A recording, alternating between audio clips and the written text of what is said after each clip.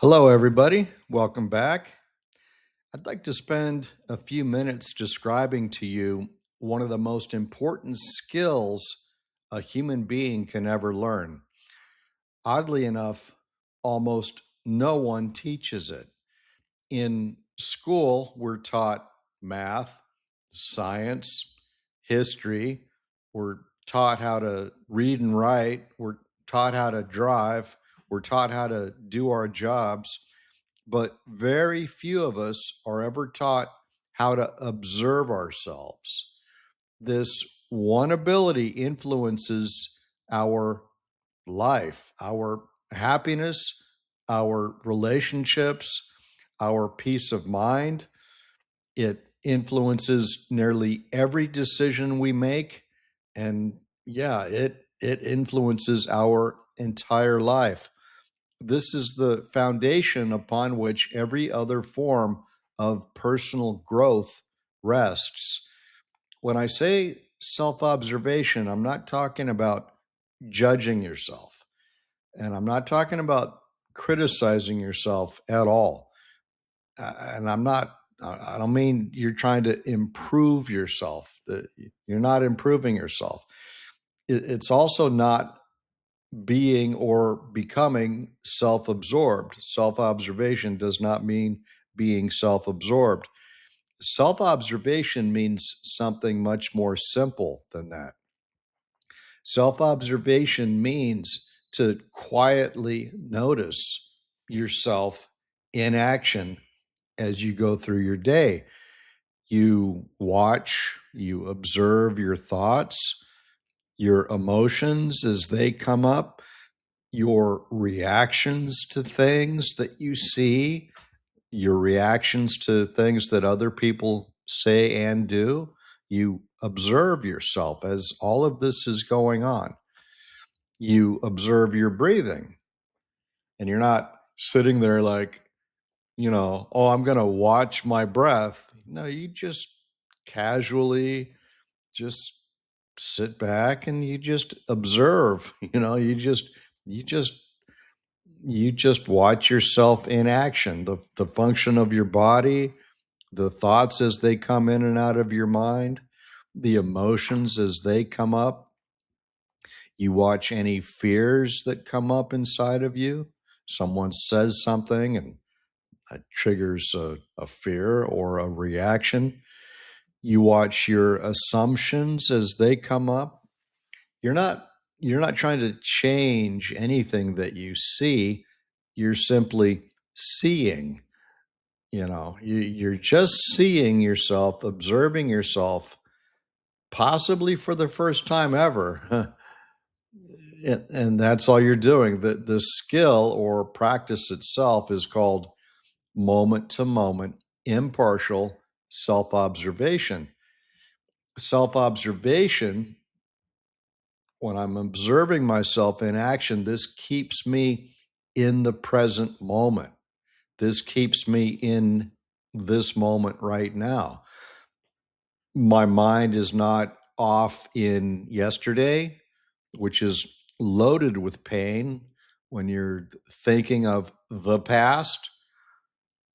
Reality says, why not just let the past be the past?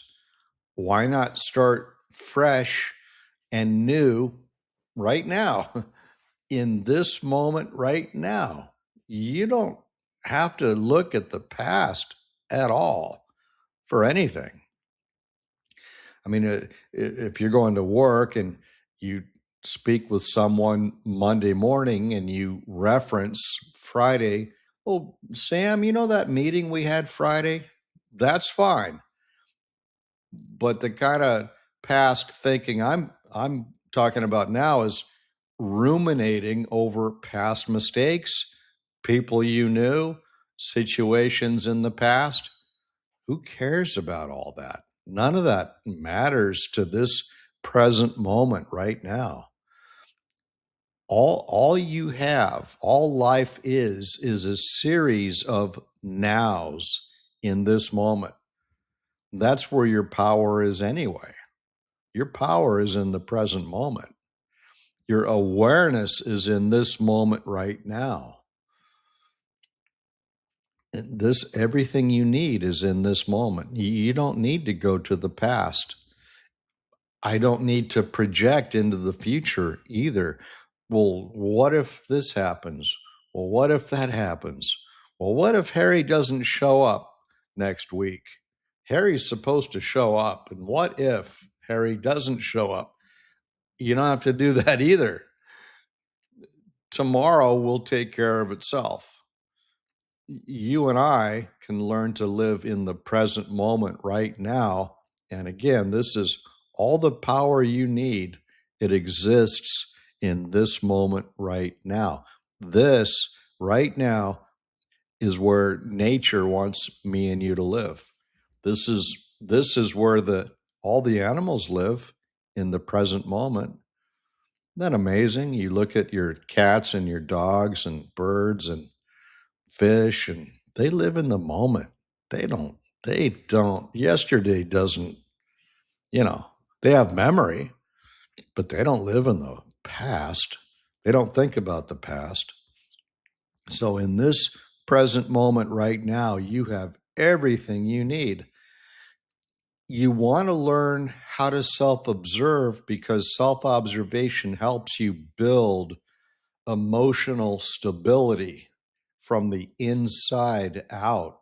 Self-observation helps you develop strength, real strength, not artificial strength, real strength that you depend on from no one except remembering to stay in this moment right now. That's how nature wants us to live. Nature wants you and I to live in this moment right now. How do I stay in this moment? By learning how to self-observe. I just go through my day observing myself as I do things. I walk through a doorway. I observe myself as I walk through that doorway. I remember to come home to myself as I walk through that doorway. I pick up a pen and I I consciously pick that pen up. I know that I'm picking up that pen, and I feel how soft and smooth the outside of this is, and I feel how rough the letters on the pen, the manufacturer's name is. I go through my day and I'm aware of the things that I'm doing, right? I pick up a pair of sunglasses. So, okay, I just picked those up. I'm going to go out the door. I'm going to go take a walk. I want the sunglasses. So I'm aware of the hand reaching for the sunglasses, picking them up, and I put them on and I go take the walk. See, you want to live. You want to live in the present moment. You want to live with awareness, with observing yourself in action, because your inner state, your inner life, your innerness determines the outer. If your life is presently messed up, if you experience a lot of emotional pain, psychological pain, the antidote for that, the remedy for that, is to learn how to self-observe. Because when you live in the present moment, pain is impossible. You cannot be in pain and living in the present moment at the same time, because those are two separate things, and they do not occupy the same level at all. In fact, pain is the message. Pain is a message from nature saying, do something about your situation, because you're not supposed to live in pain.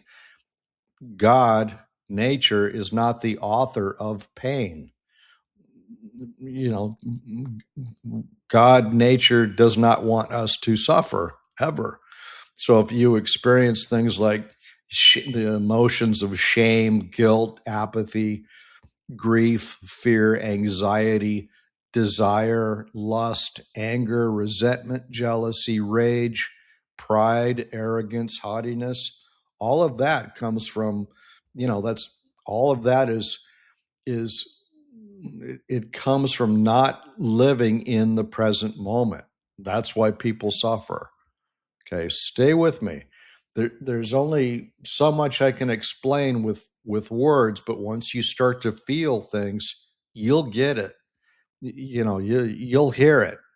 What is it? Blessed are those who have eyes to see and ears to hear. If you can hear this, then count yourself, among the fortunate few. Most people can't hear it. So if you do have an interest in waking up, you've come to the right place. That this is the place to be. And when I say waking up, I mean you and I live in a state of emotional psychological sleep. Because we're asleep, we suffer. We suffer the pains of life, painful emotions, because we're asleep. We think we're awake, but we're actually asleep. We're sleeping. We live our lives in sleep. We raise kids in sleep, get married in sleep, meet other people, and start a relationship in sleep, go to our jobs, drive the car. I'm not saying you're physically asleep, but psychologically and emotionally sound asleep. So that part needs to be awakened. And how is it awakened? By practicing, learning how, and working diligently at it, moment to moment, impartial self-observation. See, everything's connected. And it starts if you want out of your pain. Plenty of people don't. Plenty of people are in love with their pain. And that's like rule number one is fall out of love with your pain.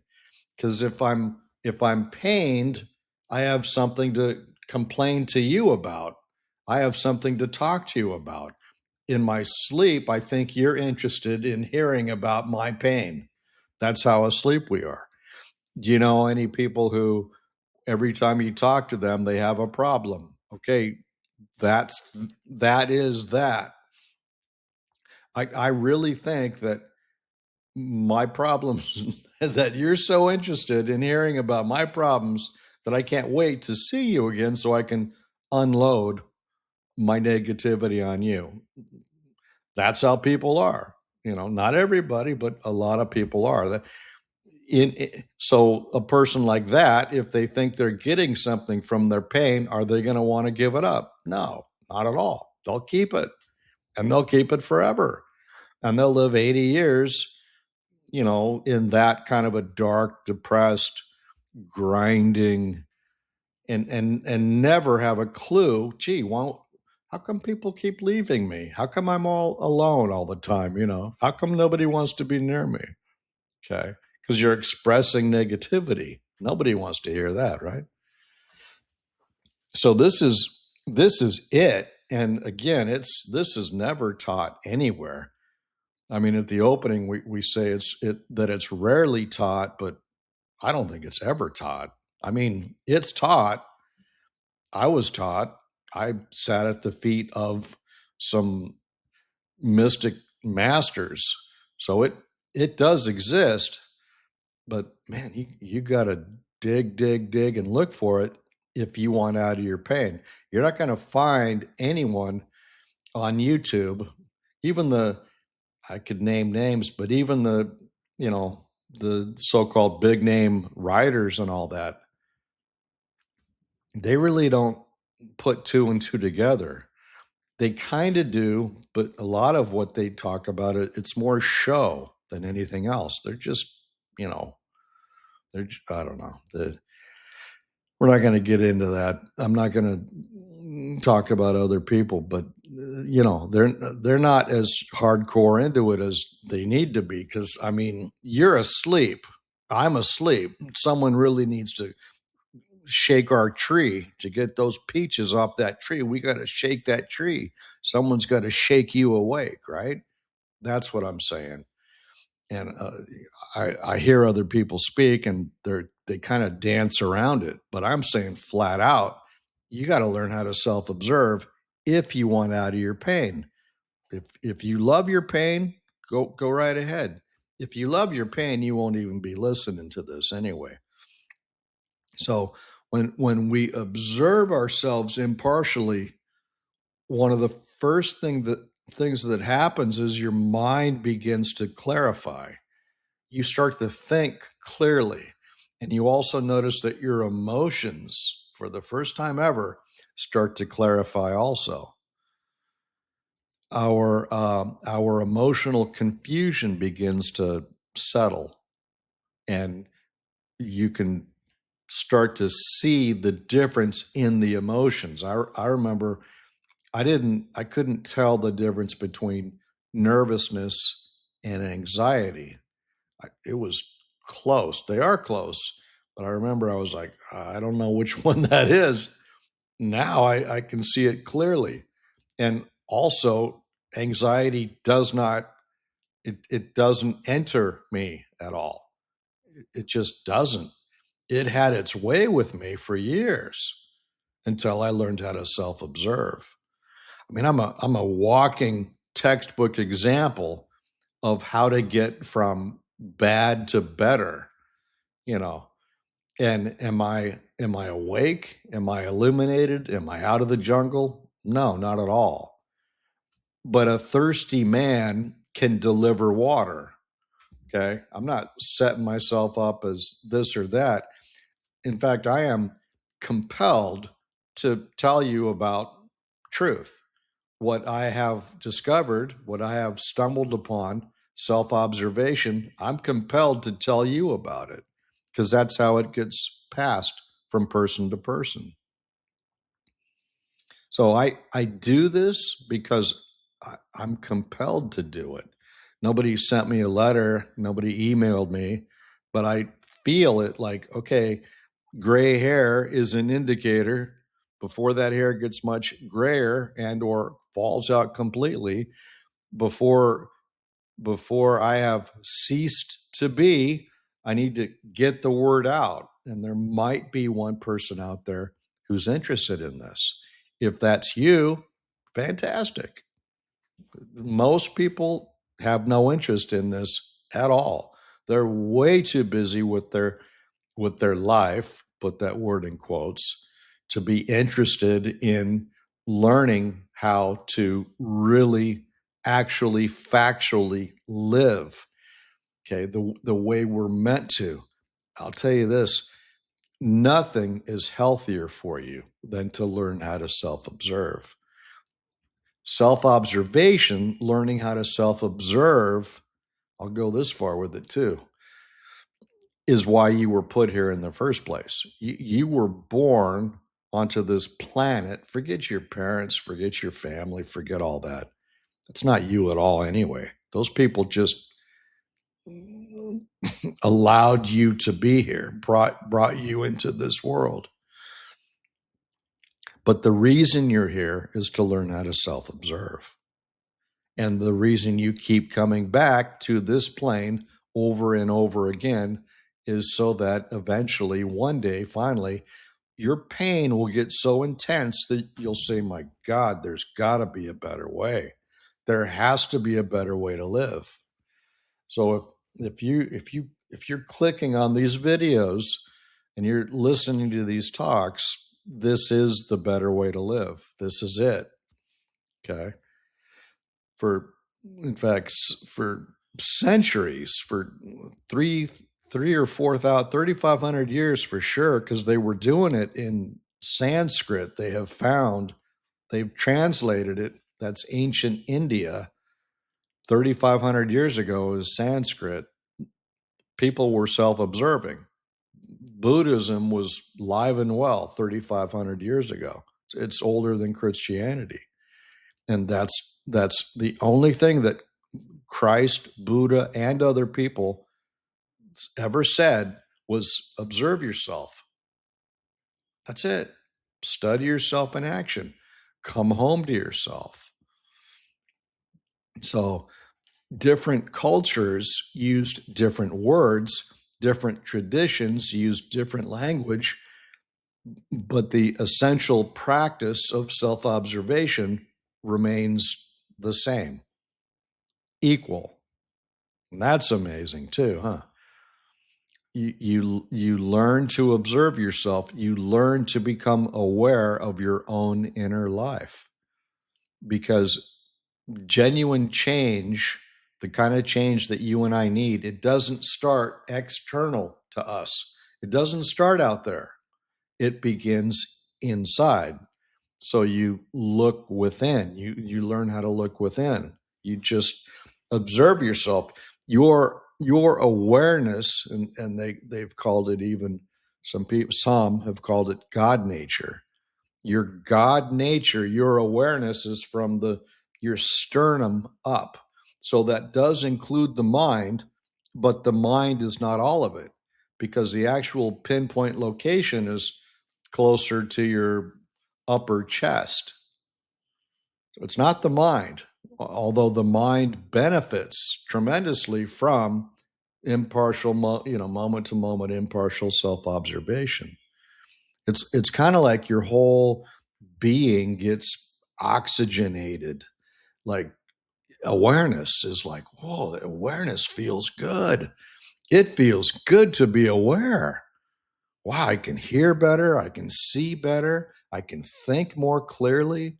My emotions it purifies your emotions, so you get calm. I had my blood pressure decrease, and I didn't start out going, gee, let me go decrease my blood pressure, but it happened. I went to the doctor and he's like, you're like 15 points lower than it was. Steady. It's like, wow. I didn't say a word because I can say this, but my doctor wasn't going to hear it. So I didn't, I just listened. I go, okay.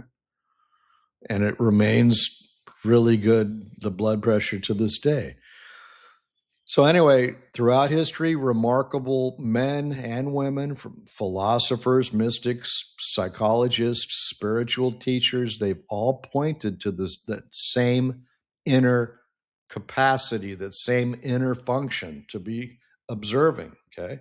They use different words, to describe the same thing, but you're talking about Buddha, then Christ, Socrates, um, Epictetus, Descartes, the mathematician. He knew self-observation. Carl Jung, a lot of others. Vivekananda out of India. Carl Jung, Vernon Howard, who wrote in English, an American man, lit up. Eckhart Tolle is a newer one. There's a handful of others. The invitation is remarkably similar. Know yourself, observe yourself, and wake up to your inner life. Wake up to what's happening inside of you. One of my favorite lines from the book I wrote, it's a book and it's a trilogy, The Happiness Habit, is, if you can breathe, you can learn how to self-observe. That line, statement, fact came to me one day. I was just writing and it just came into me. And that's one of my favorites, and it's very, very true. If you can breathe, which all of us can breathe, you can also learn how to self-observe. It's that simple. It's like riding a bike. Okay, we can all find that balance. It takes a while, but once you find that balance and you're pedaling your legs, you can ride that bike. And once you know how to ride that bike, that skill doesn't go away. Once you learn how to self-observe, once you break through, and then you just keep breaking through more, and more. And once you get a taste of the honey, once you get a taste of that honey, you're going to want another one. You're going to go, oh, wait a minute. Where have I been all my life? Wow, what was that? Because it'll come to you. Because when you're working on yourself, the universe, the energy of the universe, energy notices like. So let's just say it's from on high, energy notices that you're trying to self-observe, it comes to you and it helps you. It helps you learn how to self-observe. Awareness, higher energy, wants you to be part of it. Higher energy wants to think for you. Try that on for size.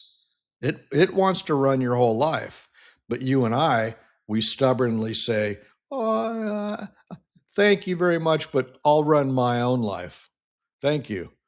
We want to run our own life, sometimes right into the ground, right? Right? I mean, that's what we do, and that's free will. That's what free will is. That you can either live your life according to the way nature wants us to, or free will says you can run your own life. You can do exactly what you want. But if you end up physically dying and then here you come back, even one more lifetime back to this earth, you want to live another life here? I don't. No way. This place is getting bad, in case you haven't noticed. I don't want to come back to this planet. I really hope I never do, but that's not up to me. That's up to nature. Nature will decide what's going to happen to me next time around. So I love that line because it makes this available to everyone. If you can breathe, you can learn how to self-observe. You can come home to yourself. You don't need a special talent. You don't need special equipment. You don't need to buy anything. You don't need to belong to any particular philosophy or religion or group. You simply start paying attention to what's happening inside you. You become an expert at your own inner geography, your inner emotional and psychological geography. You become an expert at what's happening inside of you. You become acquainted with self. And this is why I wrote The Happiness Habit, for this reason. Nature compelled me to. I'm not here to give anybody another philosophy. That's the last thing this world needs. I'm here to introduce what I know is a practical, learnable skill. It changed my life tremendously for the better.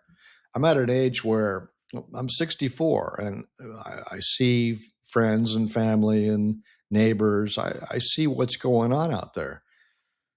None of them have learned how to self-observe. But the very few people I have witnessed in my life who were self-observing, for example, my teachers, they had, when I say teachers, I mean just a couple of living people. The rest was through books. But when you want truth, truth finds a way to get to you. But they had great lives. They had energy well into their advanced years. They had a sense of humor. They laughed. They had fun. They had a good time. They enjoyed their lives. My, two teachers that I had, two physical living teachers along with the books. So this is a skill that can be practiced while you're home, while you're out taking a walk, while you're driving. When I drive, I self-observe constantly. That's all I do. At the grocery store, you self-observe. You walk into a building, you know you're walking into that building, The Happiness Habit is actually, it's the first book in a 3-book series. Book 1 introduces the principles. Book 2 is the companion notebook that gives you a place to reflect on what you're discovering. And book 3, the workbook, helps you practice these ideas until they begin to feel natural. Do you need all 3 books? No. It comes in a boxed set, but they also come in separate volumes. If today's conversation resonated with you, I hope you'll take a look at the website and at the Happiness Habit. More importantly, I hope you'll begin experimenting with this skill today. Simply notice your thoughts, notice yourself in action, Notice your emotions as different emotions arise within you. Just notice. Don't do anything about any of that. Just see it. In the seeing is the freeing. That's how you get free by way of moment to moment impartial self-observation. You don't judge what you see. You don't criticize what you see. You don't go, oh, there I go again. I just got angry. Not at all. Just see it. Just observe it. It's so simple. Okay. I think you're going to be surprised at what you discover. Thank you very much for watching. I will see you again soon.